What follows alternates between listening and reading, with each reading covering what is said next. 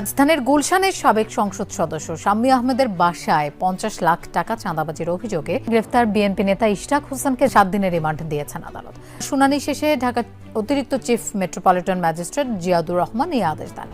গুলশানের চাঁদাবাজির ঘটনা মোড় নিয়েছে ভিন্ন দিকে। এই ঘটনায় উপদেষ্টা আসিফ মাহমুদের সংশ্লিষ্টতার অভিযোগ তুলে অভিযুক্ত জানে আলম অপুর একটি রেকর্ডকৃত ভিডিও প্রকাশিত হয়েছে। এবার ওই ঘটনার অভিযোগের তীর বিএনপি নেতা ইশরাকের দিকে। জানে আলম অপুকে অপহরণ করে জোরপূর্বক সেই স্বীকারোক্তিমূলক ভিডিও ধারণ করেছেন ইশরাক। চাপের মুখে উপদেষ্টা আসিফ মাহমুদের বিরুদ্ধে বক্তব্য দিয়েছিলেন বাংলাদেশ গণতান্ত্রিক ছাত্র সংসদের বহিষ্কৃত নেতা জানে আলম অপু। নতুন করে আলোচনায় বিএনপি নেতা ইশরাক হোসেন। বিএনপি নেতা ইশরাক হোসেনের বিরুদ্ধে সচেতন নাগরিক সমাজের পক্ষ থেকে করা হচ্ছে ঝাড়ু মিছিল, এবং সেই ঝাড়ু মিছিলে যারা অংশ নিয়েছে তারা ইশরাক হোসেনের বিরুদ্ধে বিভিন্ন বক্তব্য দিচ্ছেন। তার বিরুদ্ধে কি দাবি নিয়ে মিছিল? ইশরাকের বিরুদ্ধে ওই যে গুম করেছিল অপুকে গুম করে বাসায় যে হয়রানিমূলক অত্যাচার করেছে এটার বিরুদ্ধে আমরা মিছিল করতেছি। আচ্ছা, এখন দাবিটা কি আপনাদের? আমাদের দাবি এই ইশরাকের বিরুদ্ধে আইনত ব্যবস্থা নেওয়া দরকার। ইশরাক ভাইয়ের লোকজনই তাকে তুলে নিয়ে গেছে। ইশরাক ভাইয়ের বাসায় ছিল, সেখানে ওই স্টেটমেন্টগুলো দিছে। এই স্টেটমেন্টটা ওই বাসা থেকে, ওইটাই সত্যি। অপুকে তুলে নিয়ে গেছে, নিয়ে গিয়ে ওইখানে সারা রাত দফায় দফায় ওর ভিডিও ধারণ করছে, একটু একটু করে অ্যাড করছে, এবং এই 14 দিন মাথায় এসে সেটা ভাইরাল করছে। খোকার ছেলে ইশরাক হোসেনকে আবারও গ্রেপ্তার করেছেন পুলিশ, এবং তাকে 3 দিনের রিমান্ডও দেওয়া হয়েছে। তার কারণ হলো যে আসিফ মাহমুদ ভুইয়া তাকে ফাঁসাইতে যাইয়া নিজেই ফেসে গেছে। এই ইশরাক হোসেন নিজের বাসায় ডেকে ভিডিও ধারণ করেছেন আসিফ মাহমুদের ভুইয়ার বিপক্ষে। হাতে নাতে কিন্তু ধরা খেয়েছেন ইশরাক হোসেন। এবার কোনো বাঁচার কোনো উপায় নাই ইশরাক হোসেনের। দিনের পর দিন অপকর্মকাণ্ড চালিয়েছেন এই ইশরাক হোসেন। দর্শক, ইতিমধ্যে কিন্তু বাংলাদেশের মানুষ ঝাড়ু নিয়ে মিছিল করতেছেন ইশরাক হোসেনের বিরুদ্ধে। তো দর্শক, এই বিষয়ে ভিডিওর কিছু অংশ শুরুতে দেখেছেন, এবার দেখবেন পুরো ভিডিও জুড়ে। তার আগে যারা আমার চ্যানেলে নতুন আসছেন অবশ্যই চ্যানেলটি সাবস্ক্রাইব করে দিয়ে যাবেন, পাশে থাকা বেল আইকনটি চালু করে দিবেন। তো দর্শক, চলেন একটা লাইক দিয়ে সম্পূর্ণ ভিডিওটা ধৈর্য সহকারে দেখতে থাকি। আমি জানে আলম অপুর ওয়াইফ। আমি আজকে কোনো নির্দিষ্ট রাজনৈতিক দল অথবা কোনো স্পেসিফিক পার্সনের বিরুদ্ধে কিছু বলতে আসি নাই। আমার হাজবেন্ডের সাথে গত 17 জুলাই থেকে আজকে পর্যন্ত যা ঘটছে আমি সেগুলোই ক্ল্যারিফাই করব, যেটা আমাকে জানে আলম অপু জানাইছে। এখন আমি প্রথমে আসি 1 তারিখের ঘটনায়। 31 তারিখ রাত 11:30টার পর থেকে 31 তারিখ রাত 11:30টার পর থেকে 1 তারিখ সকাল 7:30টা পর্যন্ত এই সময়টাতে অপু কিন্তু মিসিং ছিল। এখন মিসিং ছিল বলতে তাকে রাত 11:30 বাজে গিয়ে দুইটা বাইকে করে তাকে একটা জায়গায় নিয়ে যাওয়া হয়। সেখানে গতকালকে যে অপুর বিবৃতিটা ভাইরাল হয়েছে, অপু সেখানে তার 35 মিনিটের কথায় অনেক কিছু বলছে। এই বিষয়গুলো কিন্তু আসলে অপুকে ওইখানে রেখে কাটসাট করে একটু একটু করে শিখিয়ে দিয়ে এইটাকে অ্যাড করে একটা ভিডিও কালকে প্রকাশ করা হয়েছে। অপুকে মূলত অ্যারেস্ট করা হয়েছে সকাল 7:30 বাজে গোপীবাগ থেকে। হ্যাঁ, অনেকে জানে অনেকে জানে না। গোপীবাগ একজনের বাসার সামনে বা গলি থেকে ওকে অ্যারেস্ট করা হয়েছে। ডিবি অ্যারেস্ট করছে। অ্যারেস্ট করার পরে ওকে কিন্তু 7:30 বাজে অ্যারেস্ট করে 11টার পরে অ্যারেস্ট দেখাইছে। এই যে 4 ঘন্টা এবং 4.5 ঘন্টার সময় অপুকে অমানবিক নির্যাতন করা হয়েছে। ডিবি পুলিশ আমাদেরকে অপুর কোনো সন্ধান দেয় নাই। তারা সকাল 11:30টার পরে যখন মিডিয়া জানছে, তারপরে থেকে রাত 12টা পর্যন্ত তারা ঢাকার বিভিন্ন জায়গায় অপুকে নিয়ে ঘুরছে। তারা কিন্তু অপুকে 24 ঘন্টার মধ্যে কোর্টে উঠায় নাই। 2 তারিখে দুপুর 3টার পরে অপুকে কোর্টে উঠাইছে এবং 10 দিনের রিমান্ড দাবি করছে, এটা সবাই জানে, এবং 4 দিনের রিমান্ড মঞ্জুর করছে। অপু কিন্তু জানতো না পরবর্তী ঘটনা কি হবে বা এখানে চাঁদাবাজির ঘটনা ঘটবে কিনা বা কিছু। এটা পুরাটাই একটা প্ল্যান ছিল, পূর্ব প্ল্যান, যে এই সমন্বয়ক অথবা আপনার এই এনসিপির নেতাদেরকে দাবায় রাখার জন্য একটা নির্দিষ্ট দল ওদের পিছনে লেগে আছে।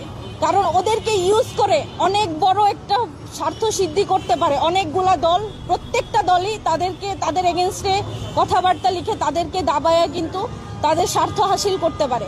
সেই উদ্দেশ্যে অপুকে এখানে ফাঁসানো হয়েছে। অপু ওই বাসায় অপুদেরকে ডেকে নিয়ে যাওয়া হয়েছে। অপুরা নিজে থেকে শাম্মী আহমেদের বাসায় ভিতরে যায় নাই এবং এই মানুষগুলাই অপুর এগেনস্টে লেখালেখি করছে। এবং আমি তো বলবো অপু পুরাপুরি মিডিয়া ট্রায়ালের শিকার হয়েছে।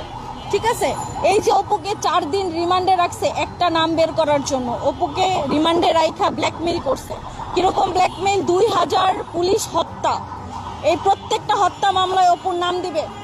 4 দিনের রিমান্ড, একটা ছেলে অমানবিক, খায় নাই দায় নাই কিচ্ছু নাই, তাকে এভাবে নির্যাতন করার পরে যে কোনো মানুষ বায়াসড হয়ে যাবে, যে কোনো মানুষ যা তা স্বীকার করতে রাজি, তারে দিয়ে এগুলো করাইছে।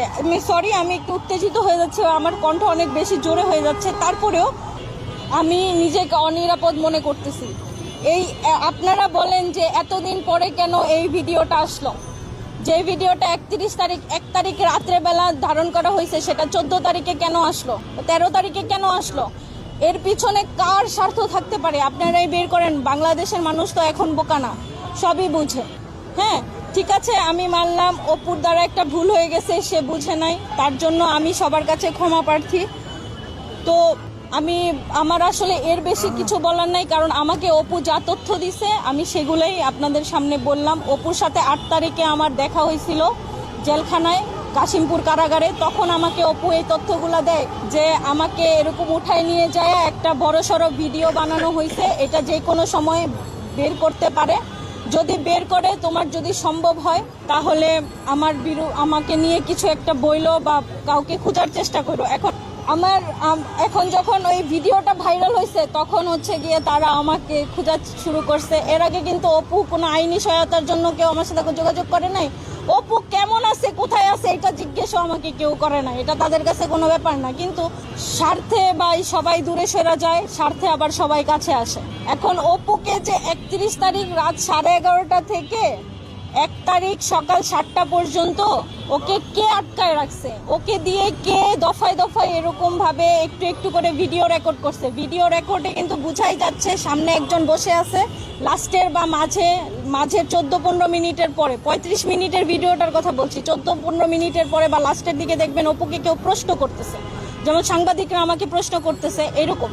তো ওকেও এরকম কেউ বসায় রেখে এই ভিডিওটা ধারণ করছে। অপু ওখানে বলছে যে প্রথম যে ভিডিওটা ছাড়ে তার ক্যাপশনে দেখলাম এরকম বলা যে অপু ভিডিওটা করে কোনো বন্ধুর কাছে দিয়ে গেছে। হ্যাঁ, তো অপুর এই বন্ধুটা কে? অপুর এই ভিডিওটা সর্বপ্রথম কার পেজ থেকে আপলোড করা হয়েছে এটা আপনারা বের করেন। অপু কোনো বন্ধুর কাছে কোনো ভিডিও বানায় দিয়ে যায় না। এখানে অপুকে ইউজ করে একটা দল নিজেদের স্বার্থ হাসিল করতে চাইছে, কাউকে দাবানোর জন্য। 31 তারিখ রাত 11:30টার পর থেকে 7টা পর্যন্ত ওকে যে বন্দি করে রাখলো, ওইখানে ওর যে স্বীকারোক্তি নিল, এই স্বীকারোক্তিটা নিল কারা? এবং গোপীবাগ কার বাসা? গোপীবাগ কার বাসা? ইশরাক ভাইয়ের বাসা না? এবং অপুকে তো ইশরাক ভাইয়ের বাসার সামনে থেকেই ধরছে।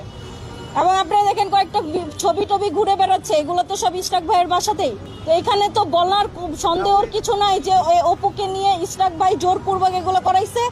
এবং যেই ধারণা সেটা হচ্ছে যে অপুকে উনি হয়তোবা আইনি সহায়তা দেওয়ার কথা বলছিল, যে তুমি আমাকে শুধু একটা নাম বলবা, তোমার নাম একটা নাম বলবা, যে কোনো উপদেষ্টার একটা নাম বলবা, হয়তোবা আসিফ নয়তো নাহিদ, কারো একটা নাম বলবা যে তোমাদেরকে দিয়ে চাঁদাবাজি করায়, তাইলেই হবে। তোমার যত রকমের হেল্প লাগে আমরা তোমাকে করব, ঠিক আছে?